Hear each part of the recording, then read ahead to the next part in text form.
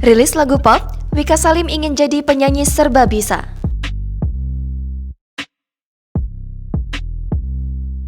Penyanyi Wika Salim belum lama ini merilis single baru berjudul Aku Pakai Hati. Menariknya, lagu tersebut bukan bergenre dangdut, melainkan pop. Terkait hal tersebut, Wika Salim pun mengaku dirinya ingin menjadi penyanyi yang tidak hanya terpatok satu genre saja. Dia ingin bisa menguasai genre lain selain dangdut. Jika diingat lagi, Wika juga pernah mengeluarkan single yang juga tak memasukkan unsur dangdut di dalamnya.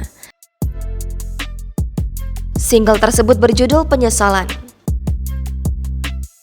Wika mengaku tak pernah menutup kemungkinan untuk bisa membawakan beragam genre dalam karirnya sebagai penyanyi. Penyanyi berusia 29 tahun itu ingin membawakan warna musik apapun yang disukai lewat suara merdu miliknya. Menurut Wika, dirinya memang harus bisa melantunkan lagu dengan genre apapun. Pasalnya, ketika sedang diundang ke berbagai acara, Wika tentu seringkali mendapat permintaan menyanyikan lagu selain dangdut. Ia lalu kembali menegaskan tak akan pernah beralih dari satu genre ke genre lain. Keinginan Wika saat ini adalah menjadi penyanyi yang universal.